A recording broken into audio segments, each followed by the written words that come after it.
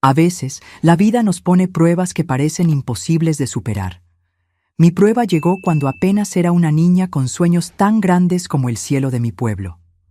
Hola a todos, me llamo María Guadalupe Ramírez y hoy tengo 75 años. Nací en un pequeño pueblo de Oaxaca en 1950, cuando México era tan diferente al que conocen hoy. Si están viendo este video, por favor, denle un like y suscríbanse al canal para escuchar más historias como la mía. Me encantaría saber de dónde están viendo esto, así que déjenme un comentario diciendo de qué lugar me están acompañando hoy. Mi historia comienza cuando yo era apenas una jovencita de 16 años con un sueño que me quemaba el alma. Quería ser maestra. En mi familia, nadie había estudiado más allá de la primaria. Mi padre era campesino y mi madre ama de casa. Teníamos lo justo para comer. Pero yo soñaba con los libros, con enseñar a los niños, con tener un salón de clases lleno de risas y aprendizaje. En 1966, yo era la única muchacha de mi pueblo que había conseguido una beca para estudiar en la Escuela Normal de Maestros en la ciudad. Recuerdo el día que recibí la carta de aceptación. Corrí descalza por todo el pueblo gritando de alegría. Mi madre lloró, mi padre, un hombre serio que casi nunca mostraba emociones, me abrazó con fuerza y me susurró: «Estoy orgulloso de ti, mijita». Pero el destino tenía otros planes para mí. 2 meses antes de irme a estudiar, conocí a Javier en las fiestas patronales de mi pueblo. Era un muchacho hermoso de Veracruz que había venido con su tío a vender artesanías. Tenía 20 años, una sonrisa que iluminaba todo a su paso y me prometió el mundo entero con palabras que sonaban a poesía. Fue un amor intenso, prohibido por mi familia, pero imposible de detener para una jovencita inocente como yo. Nos veíamos a escondidas en el río, bajo los árboles de mango. Me traía pequeños regalos, una flor, una cinta para el pelo, un dulce de leche. En aquel entonces, con eso bastaba para conquistar un corazón. Una tarde de mayo, bajo un árbol de jacaranda que pintaba el suelo de morado, le entregué todo: mi inocencia, mis sueños, mi futuro. Era la primera vez que un hombre me tocaba así. Yo no sabía nada de la vida. Creía que el amor era suficiente, que las promesas no se rompen, que los cuentos de hadas existían. 6 semanas después, cuando mi periodo no llegó, sentí un escalofrío que me recorrió todo el cuerpo. Mi madre me encontró llorando en el patio trasero de nuestra pequeña casa de adobe. Con solo una mirada lo supo. No pronunció palabra alguna, solo se sentó a mi lado y lloró conmigo. «¿Estás esperando un hijo?», me dijo finalmente. No era una pregunta. Las mujeres de antes sabíamos reconocer estas cosas sin necesidad de pruebas de farmacia. Cuando le conté a Javier, su rostro cambió. Ya no era el muchacho dulce que me prometía la luna. Se volvió distante, frío. Me dijo que volvería en una semana, que necesitaba hablar con su familia. Yo le creí. Le esperé cada tarde en nuestro árbol de jacaranda. 1 semana, 2 semanas, 1 mes. Nunca volvió. Mi padre, un hombre criado con valores rígidos y tradicionales, no pudo soportar la vergüenza. «Has deshonrado a esta familia», me dijo con la voz quebrada. «No puedes quedarte aquí». Mi madre intentó defenderme, pero su voz siempre fue más débil que la de mi padre. La noche que me echaron de casa, llovía como si el cielo también llorara por mí. Me fui con lo poco que pude meter en un pequeño baúl de madera que había pertenecido a mi abuela. 2 vestidos, una manta, un pequeño espejo y el único libro que tenía, un manual para maestros que había comprado con mis ahorros. Ese baúl se convirtió en el cofre donde guardé mis sueños rotos, esperando algún día poder volver a abrirlo. Mi tía Dolores, hermana de mi madre, vivía en la ciudad de Puebla. Ella fue la única que me abrió las puertas. Era una mujer soltera, costurera de oficio, que vivía en un cuarto pequeño en la azotea de una vecindad. No tenía mucho, pero compartió conmigo lo poco que tenía. Los meses de embarazo fueron duros. Mi cuerpo de niña se transformaba mientras yo veía cómo mi sueño de ser maestra se alejaba cada día más. La beca quedó olvidada, la escuela normal siguió su curso sin mí, y yo aprendí a coser con mi tía para ayudar con los gastos. El 15 de febrero de 1967 nació mi hija Esperanza. Le puse ese nombre porque, a pesar de todo, ella representaba mi esperanza en un futuro mejor. Cuando la puse sobre mi pecho por primera vez, con su cabecita cubierta de pelo negro y sus ojos grandes mirándome como si ya me conociera, supe que haría cualquier cosa por ella, que lucharía contra viento y marea para darle lo que yo no pude tener. Mi tía Dolores me ayudó durante las primeras semanas, pero su salud no era buena y el trabajo escaseaba. Un mes después del nacimiento de Esperanza, la encontré en la madrugada, sentada en la mesa de la cocina, contando las pocas monedas que teníamos. «Apenas alcanza para la leche de la niña», me dijo con preocupación. Esa noche tomé una decisión. No podía seguir siendo una carga para mi tía. Debía encontrar mi propio camino. En el mercado de la Avenida 8, donde mi tía vendía algunas prendas que cosía, conocí a doña Carmen, una mujer robusta de manos callosas que buscaba una lavandera. Su anterior empleada había enfermado y necesitaba a alguien urgentemente. «No puedo pagarte mucho», me advirtió, «pero puedes traer a tu bebé contigo y te daré el almuerzo». El trabajo de lavandera era el más duro que existía para una mujer en aquellos tiempos. Comenzaba antes del amanecer y terminaba cuando el sol ya se había ocultado. Las manos se agrietaban con el jabón áspero, la espalda dolía de tanto estar inclinada sobre la piedra de lavar, y el agua fría del invierno te calaba hasta los huesos. Pero doña Carmen cumplió su palabra. Me permitía llevar a Esperanza conmigo y la colocaba en una pequeña hamaca que colgaba del árbol de aguacate en el patio donde lavábamos. Mientras yo frotaba, enjuagaba y tendía la ropa, le cantaba canciones de cuna a mi pequeña y le contaba historias sobre la escuela donde algún día estudiaría. Así comenzó mi vida como madre soltera en un tiempo donde ser madre sin marido era llevar una marca invisible pero pesada. Los vecinos murmuraban a mi paso. Las señoras apartaban a sus hijas cuando me veían llegar, como si mi situación fuera contagiosa, pero yo mantenía la cabeza alta por mi hija, porque ella no tenía culpa de nada. Cada noche, cuando volvíamos al pequeño cuarto que ahora rentaba cerca del mercado, abría mi baúl de sueños y sacaba mi manual de maestra.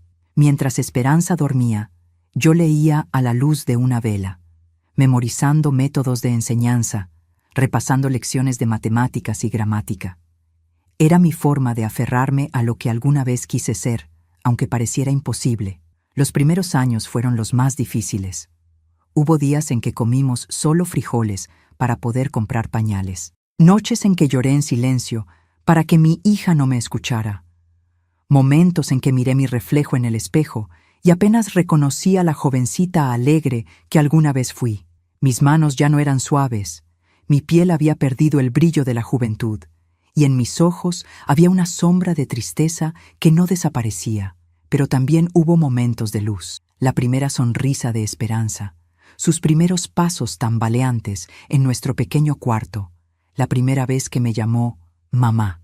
Cada pequeño logro de mi hija era como un bálsamo para mis heridas, un recordatorio de que, a pesar de todo, había algo hermoso en mi vida. Cuando Esperanza cumplió 3 años, doña Carmen me presentó a una familia adinerada que buscaba una lavandera de confianza. Los Mondragón vivían en una casa grande en el mejor barrio de Puebla. El señor era médico y la señora daba clases de piano. Tenían una biblioteca que ocupaba toda una habitación, con más libros de los que yo jamás había visto. La señora Mondragón notó mi interés por los libros un día que me encontró mirando los lomos dorados mientras limpiaba el polvo. «¿Te gusta leer, María?», me preguntó con genuina curiosidad. «Sí, señora», respondí tímidamente. Quería ser maestra antes de que la vida cambiara mis planes. Esa tarde, antes de irme, la señora Mondragón me entregó un libro. «Puedes llevártelo prestado si quieres», me dijo con una sonrisa amable. Era la primera persona en mucho tiempo que me trataba no como la lavandera, sino como un ser humano con sueños e intereses. Ese fue el comienzo de una amistad inesperada que cambiaría mi vida. Pero esa parte de mi historia tendrá que esperar al próximo capítulo, porque ya he hablado mucho y necesito tomar un poco de agua.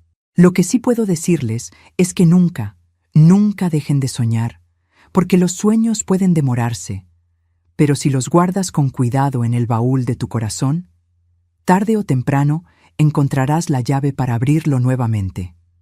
El trabajo de lavandera era extenuante. Me levantaba cuando aún era de noche, a las 4 de la madrugada. Esperanza dormía profundamente mientras yo calentaba un poco de café en nuestro pequeño anafe. Bebía despacio, disfrutando esos momentos de silencio que serían los únicos del día. Despertaba a mi niña a las 5. Le daba de comer lo poco que teníamos, generalmente tortillas con frijoles o, en los días buenos, un huevo. La vestía con ropa remendada, pero limpia, siempre limpia. Seremos pobres, le decía mientras cepillaba su cabello negro, pero nunca, nunca sucias. Caminábamos juntas por las calles de Puebla cuando apenas clareaba. Yo cargaba a Esperanza en un rebozo atado a mi espalda y en las manos llevaba un atado con nuestro almuerzo. En invierno, el frío nos calaba los huesos. En verano, el calor nos sofocaba desde temprano. Pero nunca faltamos al trabajo, ni un solo día. Doña Carmen me pagaba 30 pesos a la semana en 1968. Parecía poco, pero en aquellos tiempos, para una mujer sin estudios y con un hijo, era lo mejor que podía conseguir. De ese dinero, 15 pesos iban para el alquiler de nuestro cuarto, 10 para comida, y el resto lo guardaba en una lata de galletas que escondía bajo una tabla suelta del piso. Ese dinero era para emergencias y, secretamente, para el futuro de Esperanza. El lavadero se encontraba en el patio trasero de la casa de doña Carmen. Eran 5 piedras grandes, pulidas por años de uso, dispuestas en semicírculo alrededor de una fuente de agua. Allí trabajábamos 5 mujeres, todas con historias de dolor similares a la mía, aunque nunca hablábamos de ello. No había tiempo para lamentaciones cuando las pilas de ropa sucia se acumulaban junto a nosotras. El jabón que usábamos era áspero, hecho con sosa cáustica. Nos quemaba la piel, nos agrietaba las manos hasta hacerlas sangrar en los días más fríos. Nuestras uñas se volvían amarillas y quebradizas. Teníamos las manos de ancianas a los 20 años. La ropa la frotábamos contra la piedra con fuerza, una y otra vez, hasta que las manchas desaparecían. Luego la sumergíamos en agua limpia, la retorcíamos para escurrirla y la tendíamos en largos cordeles que cruzaban el patio como telarañas gigantes. En verano, la ropa se secaba rápido bajo el sol abrasador. En temporada de lluvias podía tardar días, y doña Carmen se ponía de mal humor porque los clientes reclamaban. Esperanza crecía a la sombra del árbol de aguacate, jugando con piedrecitas, durmiendo en su hamaca, o simplemente observándome con sus grandes ojos negros. A veces cantaba canciones que inventaba, con letras que solo ella entendía. Otras veces, las mujeres le daban retazos de tela para que hiciera muñecas improvisadas. A los 4 años, mi hija ya me ayudaba. Sus pequeñas manos sostenían las pinzas de madera cuando tendíamos la ropa. Se sentía importante, útil. Yo sentía orgullo y tristeza al mismo tiempo. Orgullo por su bondad, tristeza porque a su edad yo corría libre por los campos de Oaxaca, sin preocupaciones. Hubo un día particularmente duro en 1971. Esperanza tenía fiebre alta desde la noche anterior. No podía dejarla en casa sola, así que la llevé conmigo, envuelta en una manta, ardiendo de calentura. La recosté bajo el árbol mientras trabajaba más rápido que nunca, echándole miradas constantes, mi corazón dividido entre el deber y la preocupación. Rosa, una de las lavanderas más antiguas, se acercó a mediodía. Sin decir palabra, tomó mis sábanas y comenzó a lavarlas. «Ve con tu niña», murmuró sin mirarme. «Yo termino esto». Pasé la tarde aplicando paños húmedos en la frente de Esperanza, rezando a la Virgen para que la fiebre bajara. No teníamos dinero para médicos, solo podíamos confiar en los remedios caseros que mi abuela me había enseñado. Té de manzanilla, baños de agua tibia con hojas de eucalipto y mucha fe. Esa noche, cuando la fiebre por fin cedió, abrí la lata donde guardaba nuestros ahorros. Conté y reconté las monedas que había logrado juntar en 4 años de trabajo. 320 pesos, una fortuna para nosotras, pero que podría desaparecer con una sola enfermedad grave. Decidí entonces que necesitábamos más seguridad. A la mañana siguiente, con Esperanza ya recuperada, me armé de valor y hablé con doña Carmen. Le pedí que me recomendara para otras casas donde pudiera lavar o limpiar en mis horas libres. Al principio se mostró recelosa, temiendo perderme como trabajadora. Pero cuando le expliqué lo de la fiebre de Esperanza, su semblante cambió. «Tengo una comadre que necesita quien le planche los uniformes de sus hijos», me dijo. «Paga bien, pero es muy exigente». Así fue como comencé a trabajar también por las noches. Después de mi jornada con doña Carmen, recogía a Esperanza y nos dirigíamos a casa de doña Consuelo, la comadre. Allí, mientras mi hija dormía en un rincón, yo planchaba uniformes escolares hasta la medianoche.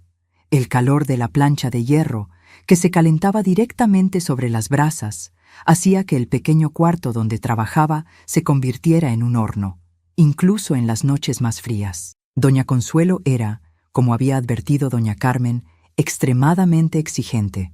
Los pliegues de los uniformes debían ser perfectos, las camisas almidonadas hasta quedar tiesas como cartón. Cualquier imperfección significaba volver a empezar, sin importar la hora que fuera. Regresábamos a nuestro cuarto pasada la medianoche. Yo cargaba a Esperanza dormida en un brazo y en el otro una pequeña bolsa con las monedas ganadas ese día. Caminábamos por calles oscuras, yo siempre alerta, temiendo a los borrachos que salían de las cantinas o a los ladrones que acechaban en las esquinas. Afortunadamente, nunca nos pasó nada grave. Quizás porque incluso los maleantes podían ver que no teníamos nada que valiera la pena robar. Con 2 trabajos, nuestros ingresos mejoraron un poco. Pude comprarle a Esperanza un par de zapatos nuevos para reemplazar los viejos, que ya le quedaban pequeños. También conseguí un pequeño cuaderno y lápices de colores. Por las mañanas, antes de salir al trabajo, le enseñaba a escribir su nombre y el mío, a contar hasta 20, a reconocer las vocales. Eran lecciones improvisadas, basadas en lo poco que recordaba de mi breve educación y lo que leía en mi manual de maestra, que seguía guardado como un tesoro en mi baúl. En 1972, cuando Esperanza cumplió 5 años, surgió un nuevo problema. Debía comenzar la escuela primaria, pero ¿quién la cuidaría después de clases? No podía dejarla sola en nuestro cuarto, ni llevarla conmigo a casa de doña Consuelo, donde trabajaba hasta tan tarde. Desesperada, recurrí a la señora Mondragón. Desde aquella primera vez que me prestó un libro, habíamos desarrollado una relación cordial.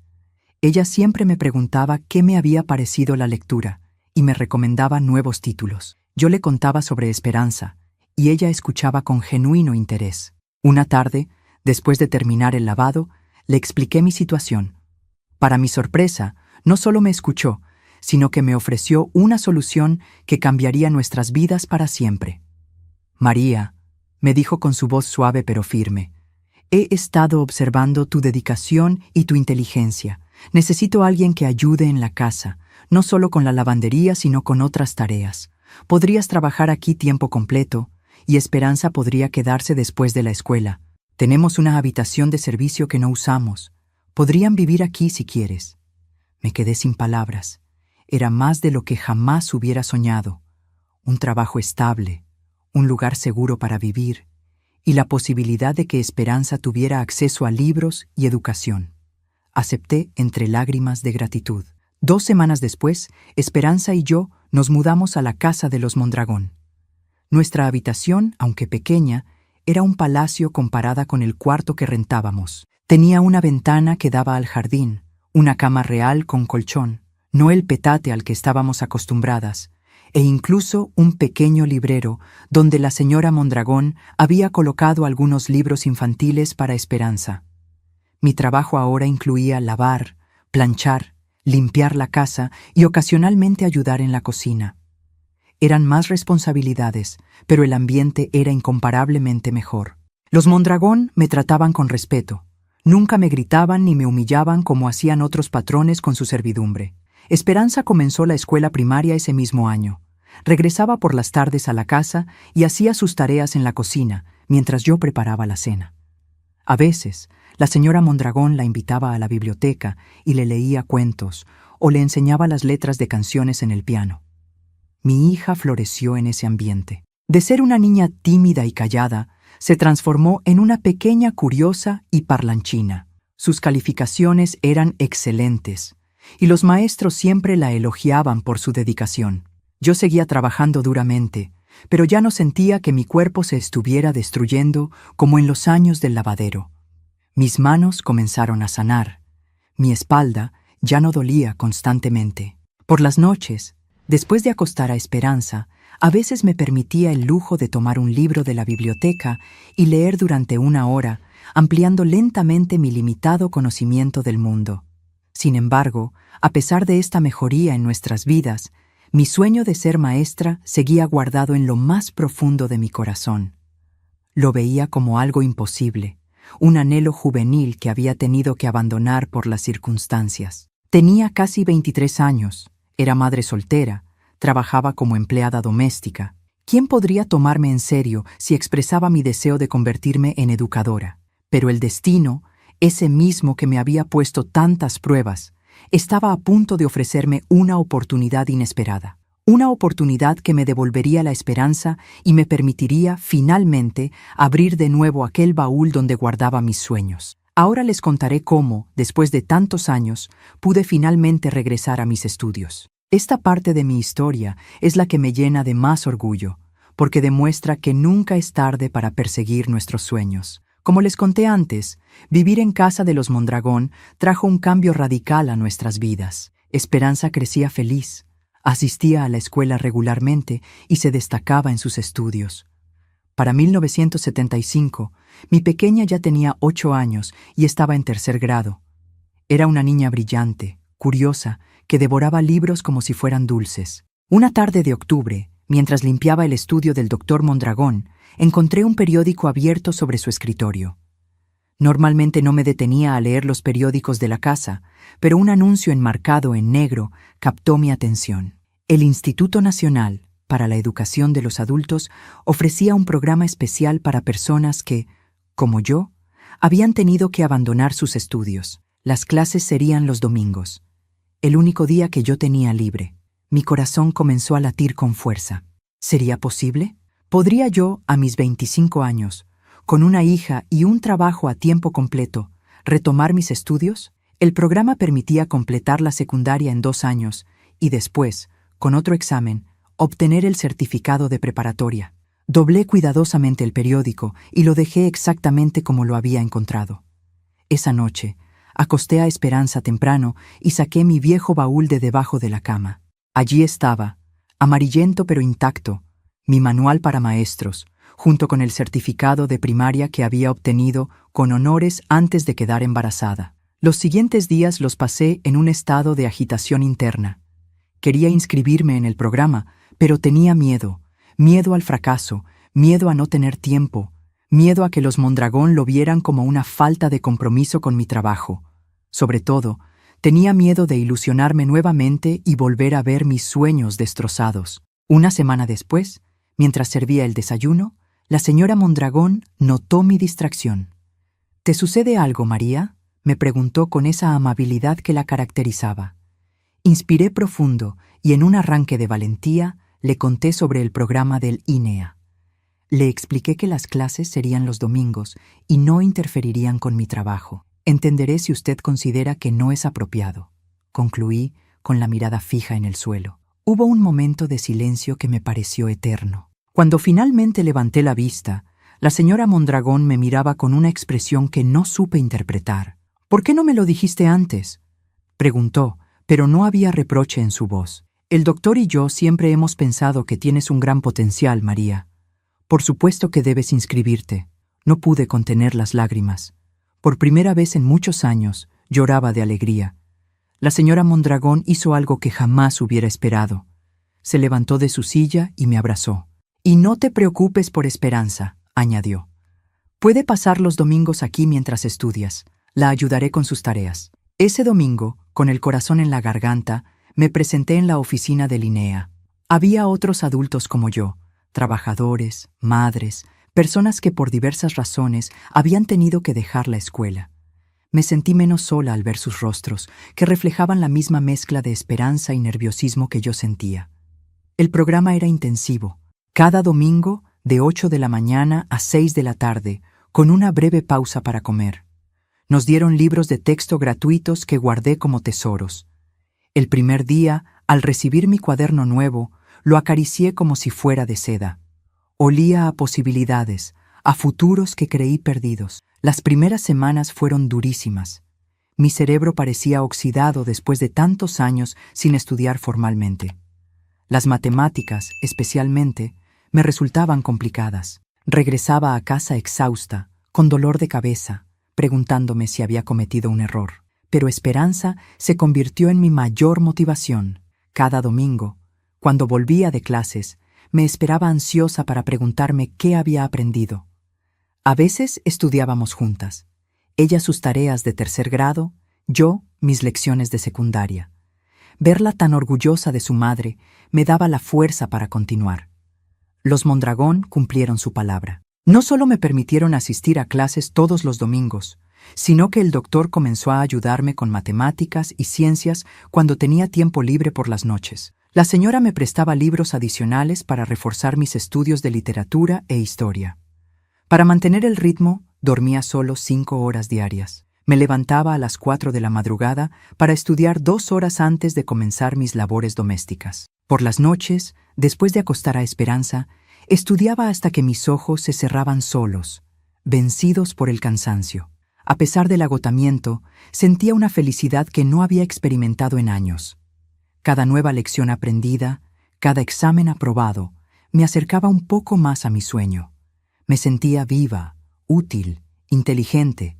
Las dudas y la vergüenza que me habían atormentado durante tanto tiempo comenzaban a desvanecerse. En 1977, después de 2 años de esfuerzo constante, obtuve mi certificado de secundaria con calificaciones sobresalientes. El día de la ceremonia de graduación, Esperanza y los Mondragón estuvieron presentes. Mi hija, que ya tenía 10 años, aplaudió con tanta fuerza cuando mencionaron mi nombre que varias personas se volvieron a mirarla, sonriendo ante su entusiasmo. Pero no me detuve allí. Inmediatamente me inscribí en el programa para obtener el certificado de preparatoria. Este era aún más exigente, pero ya había probado que podía hacerlo. Mi confianza crecía con cada obstáculo superado. Durante esos años hubo momentos difíciles, por supuesto. Noches en que el cansancio me vencía y me quedaba dormida sobre los libros. Días en que las tareas domésticas se acumulaban y tenía que trabajar el doble para compensar. Exámenes para los que no me sentía preparada, pero que enfrentaba con determinación. Una noche particularmente dura, mientras luchaba con un problema de álgebra que no lograba resolver, Esperanza entró silenciosamente a mi habitación. Tenía 12 años entonces y comenzaba a mostrar los primeros signos de la adolescencia. «Mamá», me dijo con una seriedad impropia de su edad, «cuando sea grande quiero ser como tú». La miré sorprendida. «¿Como yo? Pero tú serás mucho más que yo, mi vida. Irás a la universidad, tendrás una profesión». Ella negó con la cabeza. «No me refiero a eso. Quiero ser valiente como tú. Quiero nunca rendirme, pase lo que pase». Sus palabras me dieron la fuerza para continuar cuando sentía que no podía más. Mi hija me veía no como una simple lavandera, no como una mujer que había cometido errores, sino como un ejemplo de perseverancia.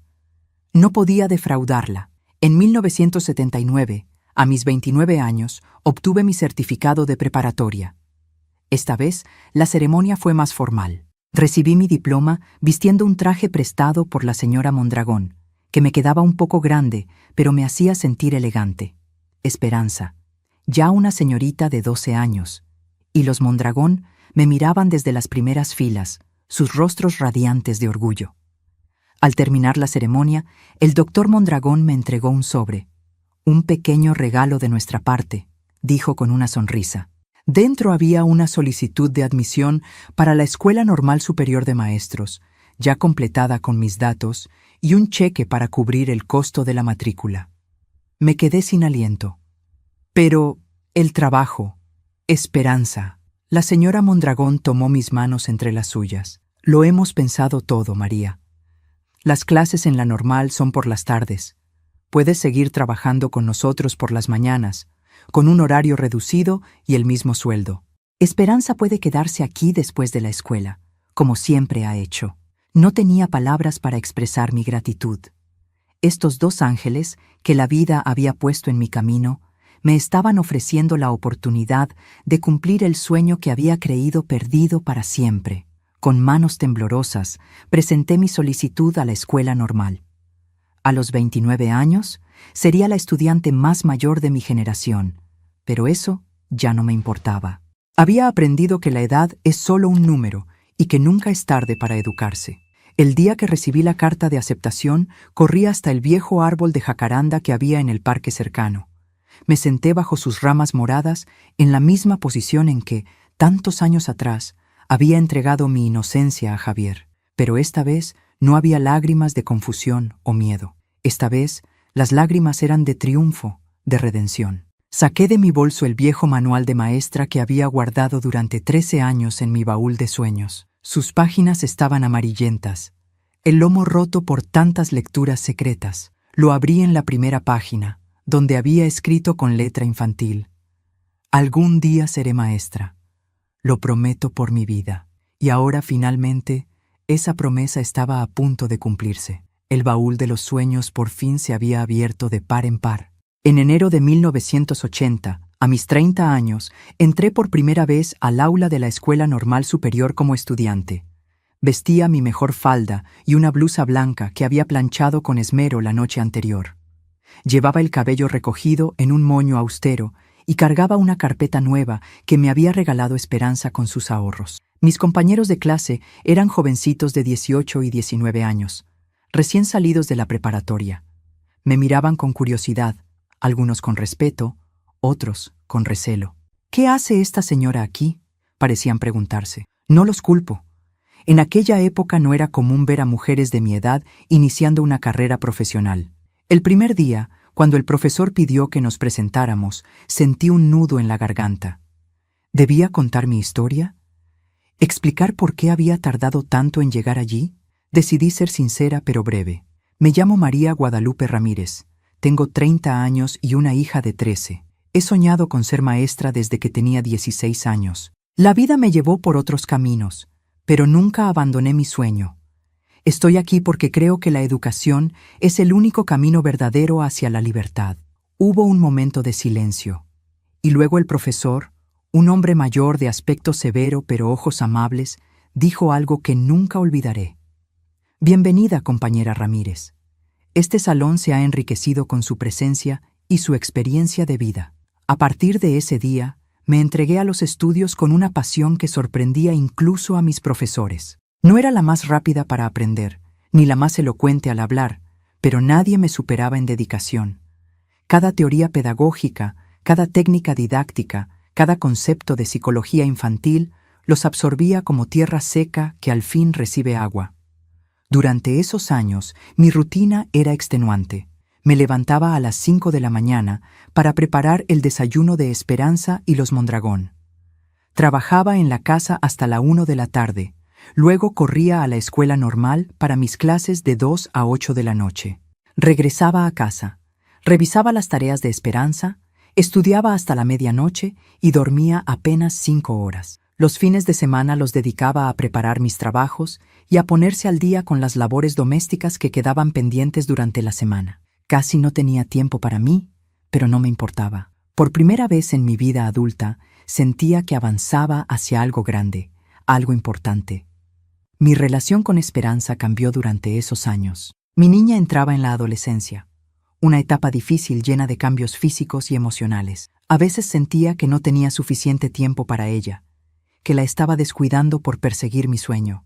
La culpa me carcomía en las noches, cuando la veía dormida y pensaba en todas las conversaciones que no habíamos tenido, los momentos que me había perdido. Una noche, mientras estudiaba para un examen particularmente difícil, Esperanza entró a mi habitación y se sentó silenciosamente en mi cama. «¿Necesitas algo, mi amor?», le pregunté, notando su expresión seria. «Estoy orgullosa de ti, mamá», me dijo con una madurez que me sorprendió. Cuando las otras niñas hablan de lo que hacen sus madres, yo les cuento que la mía está estudiando para ser maestra, que trabaja todo el día y estudia toda la noche. «Nadie tiene una mamá como tú». Sus palabras me llegaron al alma. Mi hija no se sentía abandonada, se sentía inspirada. En ese momento entendí que el mejor regalo que podía darle no era solo mi tiempo, sino mi ejemplo. En 1982, en mi tercer año de estudios, comenzaron las prácticas docentes. Nos asignaron a diferentes escuelas primarias de Puebla para aplicar lo que habíamos aprendido bajo la supervisión de maestros experimentados. Mi primera asignación fue en una escuela rural a las afueras de la ciudad, donde los niños caminaban hasta 2 horas para llegar a clases. El primer día frente a un grupo de estudiantes reales fue aterrador y maravilloso a la vez. Eran 35 niños de segundo grado, con uniformes gastados y zapatitos polvorientos, pero con los ojos llenos de curiosidad y esperanza. Me miraban expectantes, como si yo tuviera todas las respuestas del mundo. La maestra titular, doña Carmela, una mujer de unos 50 años con el cabello completamente blanco, me presentó y luego se sentó al fondo del aula para observarme. Sentí que las piernas me temblaban mientras me dirigía al pizarrón para escribir mi nombre. Buenos días, niños. Soy la maestra María Guadalupe y estaré con ustedes durante este mes. Un coro de vocecitas me respondió, Buenos días, maestra María Guadalupe. Y así, con esa simple frase, comenzó mi verdadera vocación. Esa primera clase fue sobre las partes de una planta. Había preparado dibujos coloridos y había traído una pequeña maceta con una planta de frijol que había cultivado con esperanza. Los niños se acercaron maravillados a tocar las raíces, el tallo, las hojas. Sus preguntas inocentes, su asombro genuino ante el milagro de la vida vegetal, me confirmaron que estaba exactamente donde debía estar. Al final del día, doña Carmela se acercó con una sonrisa cálida. Tienes el don, María Guadalupe. No todos los que estudian para ser maestros lo tienen, pero tú sí. Se nota que amas a los niños y que entiendes cómo piensan. Durante ese mes de práctica, llegaba a casa exhausta pero feliz. Le contaba a Esperanza cada detalle, las ocurrencias de los niños, sus avances, sus dificultades. Mi hija, que ya tenía 15 años, me escuchaba con atención y me ayudaba a preparar materiales didácticos para mis clases. Creo que también quiero ser maestra, mamá. Me confesó una noche mientras recortábamos letras de colores para un mural. Te veo tan feliz cuando hablas de tus alumnos. Su comentario me llenó de una alegría indescriptible. Mi hija no solo no me reprochaba el tiempo dedicado a mis estudios, sino que se sentía inspirada por mi vocación. En 1983, a mis 33 años, me gradué de la Escuela Normal Superior con honores. La ceremonia fue uno de los momentos más emocionantes de mi vida. Vestida con toga y birrete, recibí mi título mientras Esperanza, los Mondragón y algunos de mis compañeros y profesores aplaudían. Al bajar del estrado, busqué a mi hija entre el público. Esperanza, convertida ya en una hermosa jovencita de 16 años, lloraba sin disimulo. Cuando nuestras miradas se encontraron, articuló en silencio.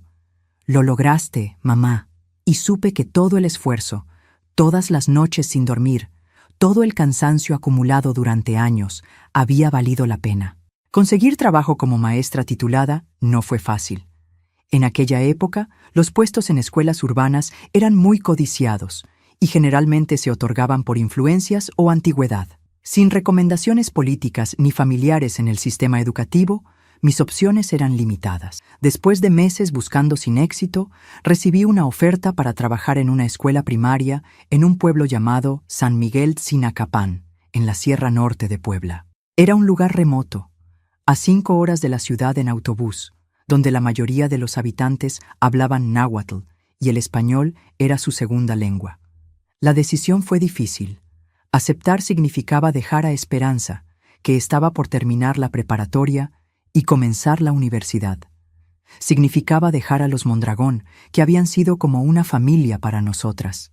Significaba enfrentarme sola a un entorno totalmente nuevo y desafiante. Después de muchas conversaciones con mi hija y con los Mondragón, decidí aceptar. Esperanza se quedaría en la casa de nuestros benefactores hasta terminar sus estudios universitarios. Yo viajaría a Puebla 2 veces al mes para verla. En septiembre de 1984, llegué a San Miguel Tzinacapán con 2 maletas y el corazón dividido entre la emoción por comenzar mi carrera como maestra y la tristeza por la separación de mi hija. El pueblo era pequeño, con casas de adobe y techos de teja, calles de tierra y un mercado colorido que se instalaba los domingos. La escuela era un edificio sencillo de 2 plantas, con aulas grandes pero austeras. Me asignaron el segundo grado. 40 niños, la mayoría hijos de campesinos y artesanos locales. Muchos llegaban a clase sin desayunar, algunos descalzos, todos con una mezcla de timidez y curiosidad ante la maestra de la ciudad. Los primeros meses fueron durísimos. La barrera del idioma, las condiciones precarias, la desconfianza inicial de los padres hacia mí, la soledad de las noches. Hubo momentos en que dudé, en que pensé en rendirme y volver a Puebla para buscar cualquier trabajo cerca de mi hija. Pero algo cambió cuando comencé a aprender palabras en náhuatl, cuando me esforcé por entender las tradiciones locales, cuando me quedaba después de clases para ayudar a los niños con más dificultades. Poco a poco, la comunidad comenzó a aceptarme. Las madres me invitaban a sus casas, me ofrecían comida, me consultaban sobre la educación de sus hijos. Y los niños, los niños me robaron el corazón por completo. Su capacidad de asombro, su gratitud por cada pequeña atención, su alegría a pesar de las carencias materiales, me enseñaron más de lo que yo podía enseñarles a ellos. Recuerdo especialmente a Xochitl, una niña de ojos vivaces que llegó a mi clase sin hablar una palabra de español. Durante semanas se sentaba en silencio, observándome con una mezcla de miedo y fascinación. Me propuse conectar con ella. Aprendí frases básicas en náhuatl para hacerla sentir bienvenida. Un día, mientras explicaba las vocales, Xochitl levantó tímidamente la mano y con voz apenas audible repitió: A, E, I, O, U. Fue su primera participación, su primera conexión real con el aprendizaje formal. La clase entera aplaudió espontáneamente y yo tuve que contener las lágrimas. Al final del año escolar, Xochitl no solo hablaba español con fluidez, sino que había desarrollado una pasión por la lectura. Cuando me regaló un pequeño ramo de flores silvestres el último día de clases, supe que había encontrado mi verdadero propósito en la vida. Permanecí en San Miguel Tzinacapán durante 20 años. Vi a generaciones de niños crecer, aprender, transformarse. Algunos se quedaron en el pueblo, continuando las tradiciones de sus padres. Otros se fueron a la ciudad en busca de oportunidades, armados con la educación que les habíamos proporcionado. Cada uno de ellos se llevó un pedacito de mi corazón. Durante esos años, mi relación con Esperanza evolucionó. El sacrificio de la separación dio sus frutos. Mi hija estudió medicina en la Universidad Autónoma de Puebla, cumpliendo un sueño que yo nunca hubiera podido imaginar para ella cuando nació. En 2001, a mis 51 años, recibí la noticia más maravillosa. Esperanza, ya convertida en una respetada doctora, había conseguido una plaza en la clínica rural de un pueblo cercano a San Miguel Tzinacapán. Después de 17 años separadas, viviríamos de nuevo bajo el mismo techo. El día que la vi llegar al pueblo, con su maletín médico y su sonrisa radiante, sentí que mi vida había completado un círculo perfecto. La niña que había criado entre lavaderos y libros de texto prestados, ahora curaba enfermos y salvaba vidas. Y yo, la joven que había abandonado sus sueños a los 16 años, los había recuperado y cumplido con creces. Me jubilé en 2004, después de 20 años de servicio. La ceremonia que organizaron en mi honor fue sencilla pero profundamente emotiva. Exalumnos de todas las generaciones vinieron a agradecerme. Madres que habían sido niñas cuando llegué al pueblo trajeron a sus propios hijos para presentármelos. El director de la escuela develó una placa con mi nombre en la biblioteca que habíamos construido con tanto esfuerzo. Hoy, a mis 75 años, vivo en una pequeña casa en las afueras de Puebla, rodeada de libros y recuerdos. Esperanza vive cerca, con su esposo y mis 2 nietos. A veces doy charlas en escuelas, compartiendo mi experiencia con jóvenes maestros. Otras veces, simplemente me siento en mi jardín a recordar el largo camino recorrido. El viejo baúl de madera, donde guardé mis sueños durante tantos años, ocupa ahora un lugar de honor en mi sala. Ya no guarda anhelos frustrados, sino fotografías, cartas de agradecimiento, pequeños regalos de mis alumnos y, por supuesto, mi título de maestra, algo ajado por los años, pero infinitamente valioso. Cada vez que lo miro, recuerdo a la joven de 16 años que soñaba con enseñar, a la madre soltera que lavaba ropa con manos agrietadas, a la estudiante adulta que desafiaba convenciones, a la maestra rural que aprendió tanto como enseñó. Todas ellas son parte de mí. Todas ellas construyeron la persona que soy hoy. Y si hay algo que quisiera que ustedes, mis queridos amigos que han seguido mi historia, se llevaran de mi experiencia, es esto. Nunca, nunca abandonen sus sueños. Guárdenlos como tesoros, incluso cuando la vida parezca llevarnos en direcciones diferentes, porque los sueños tienen su propio tiempo para florecer, y el baúl donde los guardamos siempre puede volver a abrirse, no importa cuántos años hayan pasado. Gracias por escucharme, por permitirme compartir mi historia con ustedes, sus comentarios, sus muestras de cariño, su interés en la vida de esta vieja maestra, han sido un regalo inesperado en el atardecer de mi vida. No olviden dar like y suscribirse al canal para seguir escuchando historias como la mía. Y sobre todo, no olviden que cada uno de ustedes tiene su propio baúl de sueños esperando ser abierto. Con todo mi cariño, su amiga María Guadalupe Ramírez, la niña que quiso ser maestra, la mujer que nunca se rindió.